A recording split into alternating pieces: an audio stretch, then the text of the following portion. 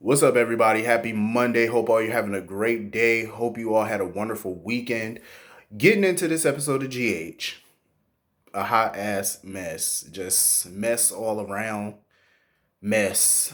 It gets messy and messier every episode, and I'm here for it. Um, Alexis and Neil, I don't see great things on the horizon for these two. I really don't. I see a lot of future resentment. like I just see a train wreck, and I was hoping that we could have avoided that with the two of them, but apparently not.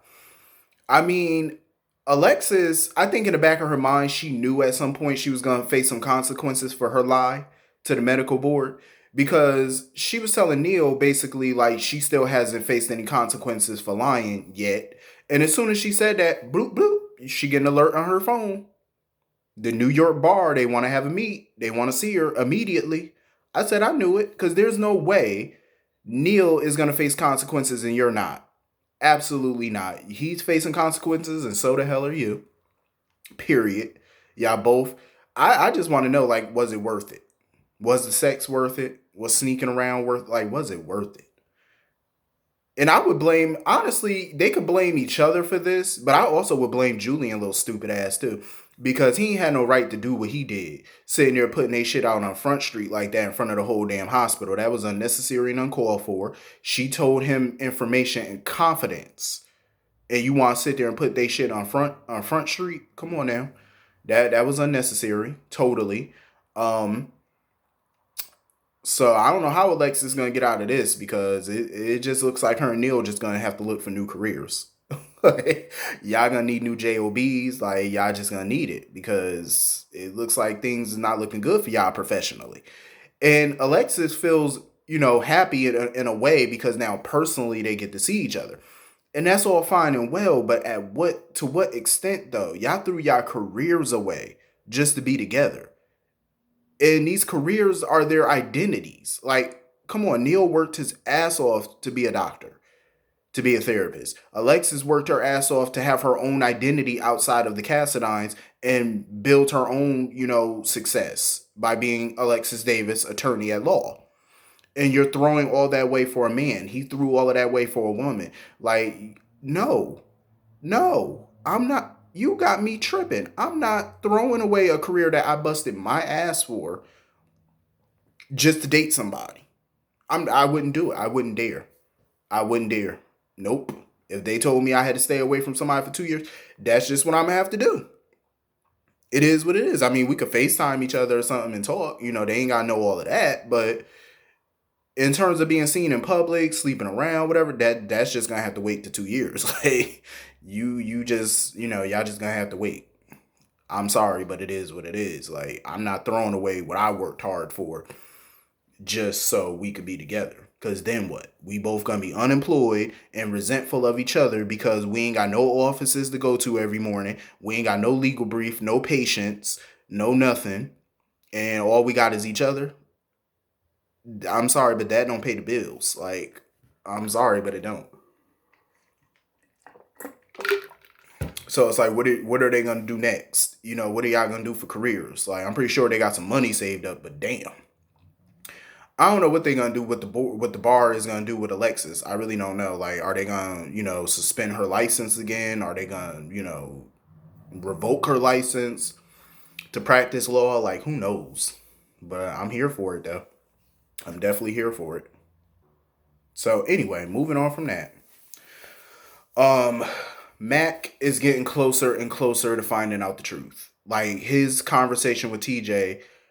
Why do I feel like it's the same conversation from last week? Because didn't he already talk to TJ about this last week?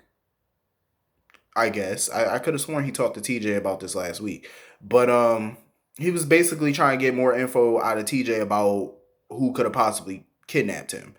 And TJ was explaining things, like how the smell of the basement. He was explaining he kept hearing men's voices.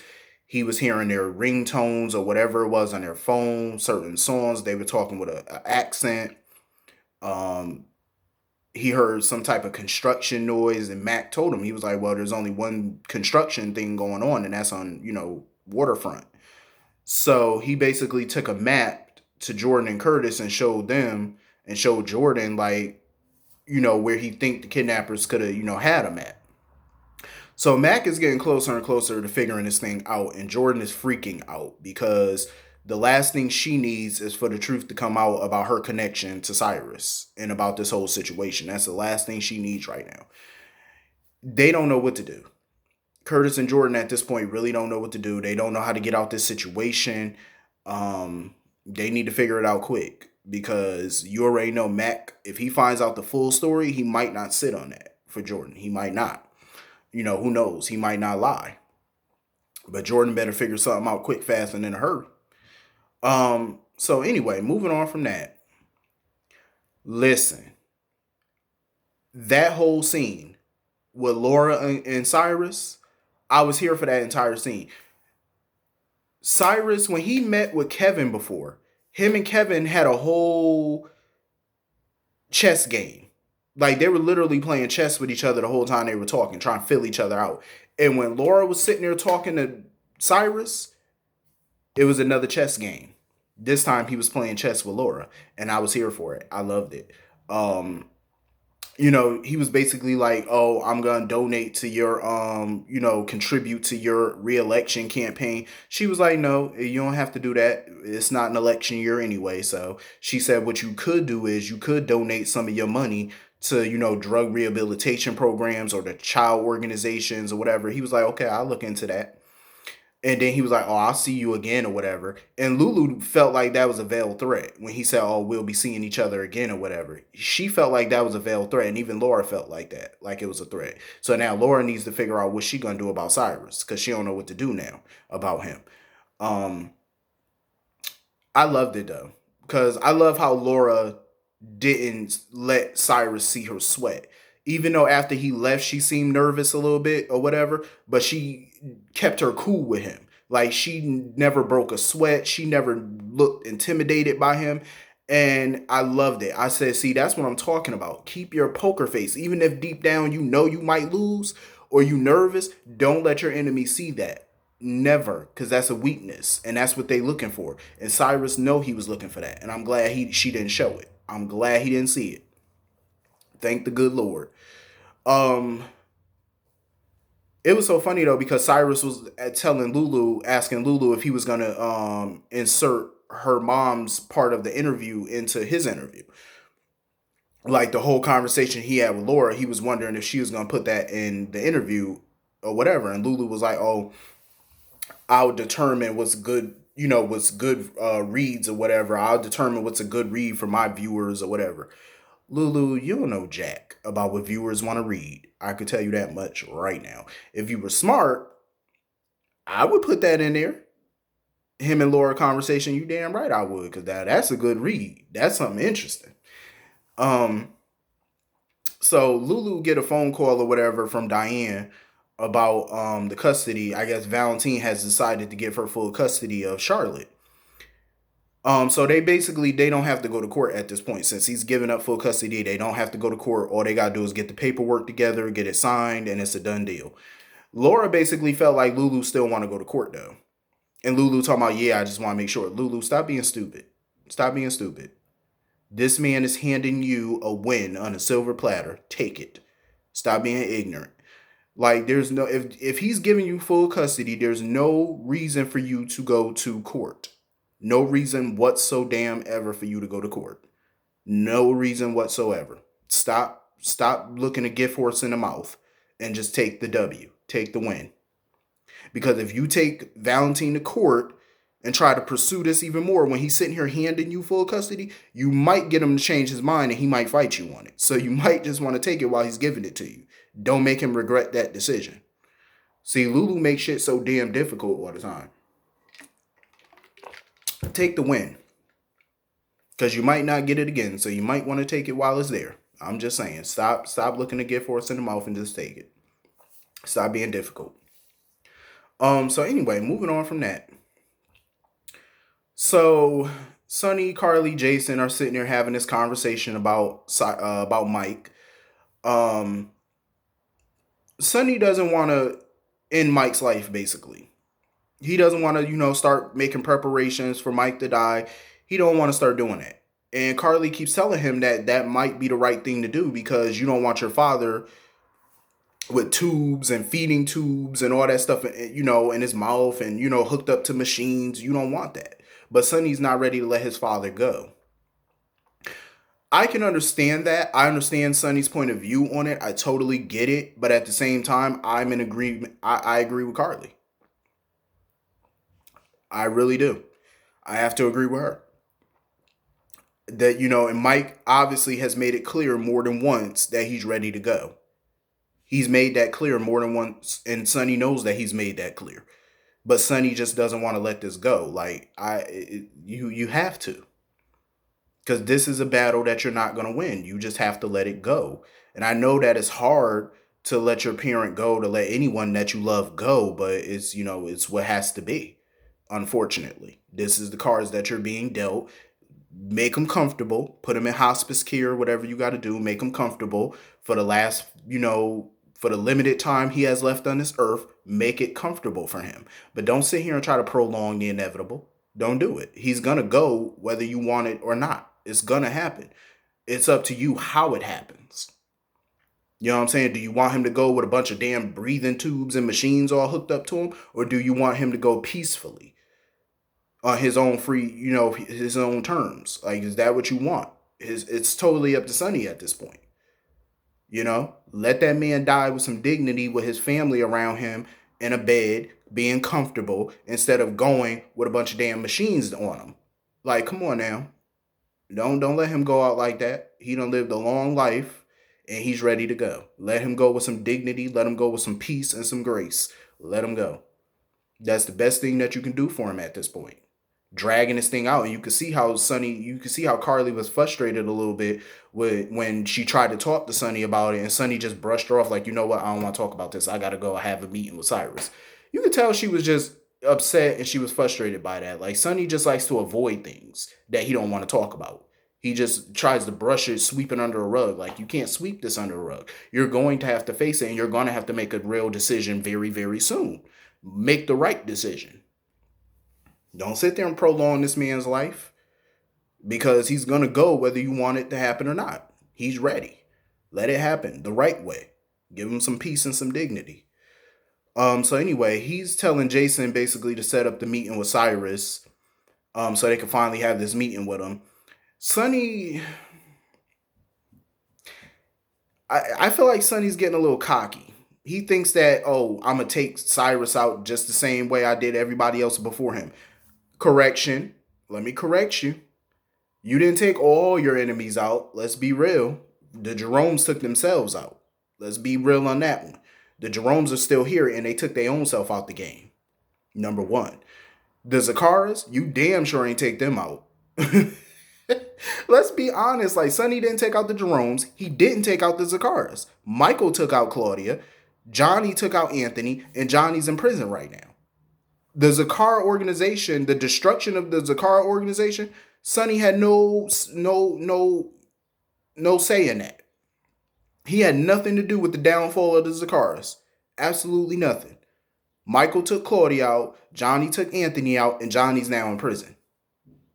Sonny had nothing to do with either of those events. Nothing to do with them. So you didn't take all your enemies out. Let's be real. You didn't take everybody out that came after you. Let's just be real on that one.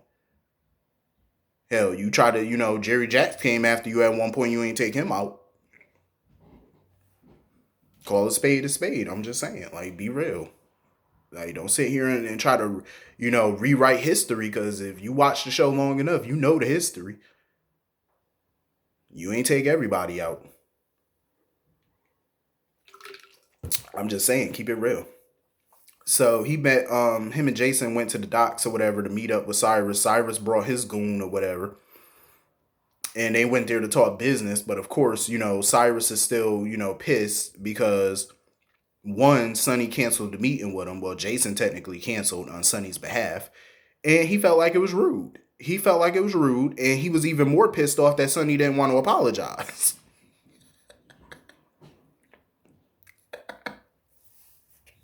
Yeah, I like Cyrus. I like him. I really do. I freaking like Cyrus. Cyrus was not playing. He really felt. he felt like it was rude. He was like, for one, you canceled the meeting at the last minute, and you not apologizing for it. But the low blow was him bringing up his father though. How Cyrus was like, "Oh, was it because of your dad or whatever?" Sonny didn't even acknowledge that answer. Like he didn't even acknowledge what Cyrus said about that. Sonny was just like, you know what? Yeah, we canceled the meeting, but I'm here now. We have the meeting now. Get your goon to back off. Get your goon up off me, and let's talk business. Sonny is not in the mood for Cyrus's bullshit right about now. Like he's just not in the mood for it. Cause the way Sonny feels right now, he just feels like if Cyrus even look at him cockeyed, he gonna shoot you right there. Like he just not playing with you right now. Hey, Sonny over it. And Cyrus just, I freaking like Cyrus because Cyrus is me. Like, don't be rude. Because I'm the same way. Like, you ain't about to be rude to me. And then on top of that, you ain't apologizing for it? Oh, hell no. Like, I'll be feeling some type of way too. Shit, don't be saying that. And then Jason hung up in his face like that. Hung up in Cyrus's face like Cyrus was one of his bitches or something. Y'all both would have got. Like, you no. That was a lot of rudeness on their part. Canceling the meeting at the last minute. You don't apologize for it, and you had your lapdog hang up in my face. Oh yeah, y'all would have got. You would have got. I'm sorry, but nope. I would have sent a whole squad after your family just for hanging up in my face. Like what type of? Listen, I'm loving this whole beef between them. I'm loving it. I'm freaking loving it. I love it. Whoever came up with the Cyrus character, kudos to you, because this is hilarious to me. This shit is just funny. Like it's just super super funny. Um, May the best organization win. But Cyrus though. I think Cyrus deep down he know the only way possibly to try to get rid of Sonny, you got to get rid of Jason first. I think he knows that. Jason is your biggest problem because you can't go after Sonny without going after Jason first. Because Jason obviously is one of the best hitmen, good shooter. So you can't take Sonny down without taking Jason. That's what I think his next move is going to be. I'm definitely thinking because if he was smart, if Cyrus is smart, and we've seen that he's pretty smart. Taking out Jason would be your next move. Targeting him, that'll be your next move because you can't get Sonny without taking him. So anyway, moving on from that, a whole bunch of mess with Molly. So Molly was nervous or whatever when she saw Brando talking to Christina and Sam or whatever, and she tried to accuse Brando of telling her sisters about them or whatever. Molly, calm your ass down. And Molly used to be my favorite. I still like her, but calm down because you starting to be more like your sisters every day, and I'm not feeling it. Calm down. Like, first of all, why would he just randomly walk up to your sister like, yeah, I banged your sister last night? Like, come on now. I know some douchebags that would do that, but Brando doesn't strike me as that type. He doesn't seem like he divulges his sex life to people. Nor should he, because who does that? Only a bragging ass person would do something like that. Oh yeah, I banged this hot chick last night. No, none of my friends do that. Like we don't do that because it's like no, nope, nope. That's to me that's some bragging shit. I don't like that. But she was just going off the deep end a little bit. And I'm like, Molly, bring yourself back, control yourself, calm down. He didn't tell about what happened between you, so relax. Um, so yeah, she was just going ape shit or whatever for a second. She just let him know, like, yeah, can't nobody know about this or whatever. Okay, he was like, okay, yeah, I have no intention of telling nobody. So she went in there, her and Sam and Christina start talking or whatever about TJ, and she admits to them that she is entering this domestic partnership with him. Sam kept grilling her like, "Oh, are you sure that's what you want, a domestic partnership?" I mean, it was her idea. Molly's the one who didn't want to get married. TJ's the one who wants to get married. So her compromise was, let's just be domestic partners. Let's be life partners, basically. They're just going to call each other their partner. That's what she wanted. She didn't want marriage. Um, So then she revealed to them that she had a one night stand. And they were sitting there grilling her about who it was with, but she never told them who. Christina sitting there cheering her on and stuff, and I had to agree with Sam on this one. Christina, shut up. Like seriously, talking about, oh, that's what I would have done, and it okay, but Molly's not you, Christina. She ain't no little thought bot like you, throwing the coochie all around and stuff like that. That's what you do. That ain't what she do. Like, so don't be sitting there encouraging that behavior. So then she started talking about her mechanic that she got her car serviced by. And the more and more she, and that's when Sam put it together, like, who you talking about, Brando? And Sam and Christina looked at each other when she kept talking about Brando, how he was fixing her car and stuff. She met him. Mind you, when she said she had a one night stand, she was like, oh, the guy's not important or whatever. But then you talking about Brando, and they take Sam and Christina along to piece two and two together. Like, I think they figured out, like, yeah, you slept with Brando. So speaking of Brando, he went to Sonny and Carly's house to go get some paperwork or whatever, and he was noticing the remodel or whatever, and Carly was like, yeah, it's more my style than it is Sonny's. Cause I know some people was like, oh, the remodel, Sonny's house should be brooding, dark, cold, and brooding like him. Maybe, but he has a family, so the house needs to be more family oriented.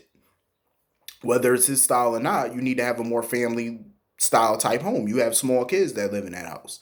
They don't need to be looking at no dark, cold, brooding colors and all that. No, need to brighten the place up a little bit. Um, so yeah, he mentioned Molly or whatever, and asking Carly if she knew Molly, and Molly was like, "Yeah, that's Sonny's niece." I was like, "Ooh, Brando." You better make sure you keep it quiet now, because Sonny would. You don't want to tell him that you boned his niece. That's what you don't want to do. So Brando ended up going to the back to the shop, and that's when TJ walked in, telling Brando that he was picking up his partner's car, and that's when he mentioned Molly's name, and of course enter the flashback, and Brando was giving him the invoice and stuff like that, and TJ was wondering like, how come you didn't ask for ID? Like, you didn't ask me for no ID. You didn't even call Molly to see if it was okay if I picked up the car or not. Like, he was just wondering why he didn't do none of that. So then when he handed him the invoice, TJ noticed that it was something wrong with something in the invoice that was wrong. I cannot wait for the truth to come out. I really can't. I cannot wait for the truth to come out. I think it's gonna be good. I cannot wait, because if Molly and Sam can piece this together, it ain't gonna be long until somebody else figure it out. Like, this is gonna be a hot mess. I can't wait. Anyway, that was pretty much the whole episode. Hit the comment section. Let me know what y'all thought about this episode. I will see y'all all later. Hope you have a great day. Peace.